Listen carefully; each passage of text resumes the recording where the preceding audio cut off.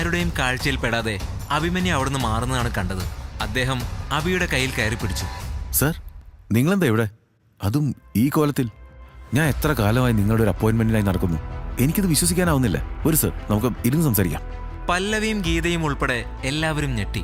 Bank അക്കൗണ്ടിൽ minimum balance പോലും ഇല്ലാത്ത ഒരുത്തന്റെ അപ്പോയിന്റ്മെന്റ് കിട്ടാൻ മിനിസ്റ്റർ കാലങ്ങളായി കാത്തിരിക്കുന്നു എന്നോ? ആരാണ് അഭിമന്യു? അവൻ എവിടെ നിന്നാണ്, അല്ലെങ്കിൽ എന്തിനാണ് ഊട്ടിയിലേക്ക് വന്നത്? മിനിസ്റ്റർ പോലും ഇത്ര മര്യാദ കൊടുക്കുന്ന അബി എന്തിനാണ് ഭാര്യ വീട്ടിൽ ഇത്ര അപമാനം സഹിച്ചു കഴിയുന്നത്? അതെല്ലാം അറിയണ്ടേ? തുടർന്ന് കാണൂ. 3 വർഷങ്ങൾക്ക് മുന്നേ ഊട്ടി. ഒരു ദിവസം എവിടെ നിന്നോ അങ്ങോട്ടേക്ക് വന്നിറങ്ങിയ അബിയുടെ കയ്യിൽ ആകെ ഉണ്ടായിരുന്നത് ഒരു 200 രൂപ മാത്രമാണ്. ഒപ്പം മുഖത്ത് ഒരുപാട് ദുഃഖവും. റോഡ് സൈഡിലെ ഒരു ചെറിയ കടയിൽ അവൻ ഭക്ഷണം കഴിക്കാനായി പോയി. അവന്റെ കയ്യിലെ പൈസ വെച്ച് അവൻ അത് മാത്രമേ അഫോർഡ് ചെയ്യാൻ കഴിയുമായിരുന്നുള്ളൂ. പെട്ടെന്ന് അവന് അവന്റെ അമ്മയുടെ ഓർമ്മകൾ കടന്നു വന്നു. അവന്റെ കണ്ണുകൾ നിറഞ്ഞു. അവന്റെ അമ്മ മരിച്ചിട്ട് 2 ആഴ്ചയേ ആയിട്ടുണ്ടായിരുന്നുള്ളൂ. അവനെല്ലാം അവന്റെ അമ്മയായിരുന്നു. കുറെ കാലമായി അവന്റെ അമ്മ വയ്യാതെ കിടപ്പായിരുന്നു. ചികിത്സയ്ക്കായി ഒരുപാട് പണം ആവശ്യമായി വന്നു. അവൻ പിടിക്കാത്ത കാലുകളില്ല. ആരും സഹായിച്ചില്ല. ചികിത്സ വേണ്ട സമയത്ത് കിട്ടാതെ അവന്റെ അമ്മ മരിച്ചു. അവൻ ഒറ്റയ്ക്കായി. അവന് ജീവിതത്തോടും വേണ്ടപ്പെട്ടവരോടുമുള്ള എല്ലാ പ്രതീക്ഷകളും പോയി. അമ്മയുടെ മരണം അവനെ റോഡിലേക്ക് എത്തിച്ചു. ഇന്നിതാ കഴിക്കാനെടുത്ത ഭക്ഷണം പോലും ഇറങ്ങാതെ ആ റോഡ് സൈഡിലെ കടയിൽ കണ്ണുകൾ നിറഞ്ഞ ഒറ്റയ്ക്കാണ് അബി. നിനക്കറിയോ അവനെ? കട മുതലാളി ജോലിക്കാരൻ പയ്യനോട് ചോദിച്ചപ്പോൾ ഇല്ല എന്നുള്ള മറുപടി കേട്ട് അയാൾ അബിയുടെ അടുത്തേക്ക് ചെന്നു. അനിയ, വേറെന്തെങ്കിലും കഴിക്കാൻ വേണോ? കടടയ്ക്കാൻ സമയമായി. പെട്ടെന്നാണ് അബി അമ്മയുടെ ഓർമ്മകളിൽ നിന്നും പുറത്തു വന്നത്. സോറി അണ്ണ.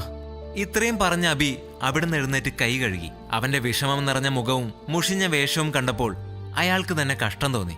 അനിയ, നിനക്ക് ഊട്ടിയിൽ എവിടെ പോകേണ്ടത്? ഇവിടെ ബന്ധുക്കളോ അറിയാവുന്നവരോ കൂട്ടുകാരോ ആരെങ്കിലും ഉണ്ടോ? ഇല്ലണ്ണ. പിന്നെന്താ ഇങ്ങോട്ട് വരാൻ കാരണം? അറിഞ്ഞൂടണ്ണ. പെട്ടെന്ന് എന്തോ ആലോചിച്ച് വീട്ടിൽ നിന്ന് ഇറങ്ങിയതാ. ആദ്യം മുന്നിൽ വന്ന് നിന്നത് ഊട്ടി ബസ്സായിരുന്നു. അത് കയറിങ്ങ് പോന്നു. എനിക്ക് സ്വന്തമെന്ന് പറയാൻ ആരുമില്ല. ഉണ്ടായിരുന്നത് അമ്മയായിരുന്നു. കുറച്ചു ദിവസം മുന്നേ എന്നെയും ലോകവും വിട്ടുപോയി. എന്തെങ്കിലും ചെയ്യണോണ്ണ. എവിടെയെങ്കിലും ഒരു ജോലി കണ്ടുപിടിച്ച് കൂടണം. ഇവിടെ ആരെയും അറിയാതെ നീ എങ്ങനെ പിടിച്ചു നിൽക്കും? നീ ഇരിക്കേ, ഞാൻ നോക്കട്ടെ എന്തെങ്കിലും ജോലി കണ്ടുപിടിക്കാൻ പറ്റുമെന്ന്. തൽക്കാലം ഇവിടെ ഇരിക്കേ. ഞാൻ ഉച്ചക്കത്തേക്കുള്ള ഫുഡ് റെഡിയാക്കട്ടെ. കഴിച്ചിട്ട് പോയാൽ മതി. അയ്യോ വേണ്ടണ്ണ. കഴിച്ചിട്ട് പോയാൽ മതി.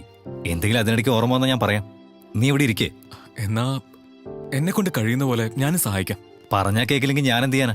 ഇങ്ങനെ പറഞ്ഞ അബി അവിടെ ചെറിയ ജോലിയൊക്കെ ചെയ്തു നിന്ന സമയത്താണ് റോഡിന്റെ അപ്പുറത്തെ സൈഡിൽ ഒരു BMW കാർ ബ്രേക്ക് ഡൗൺ ആയി കിടക്കുന്നത് അവൻ ശ്രദ്ധിച്ചത്. ഇത് നേരെ അവൻ എത്ര നേരം എടുക്കും? ഒരു 10 മിനിറ്റ്.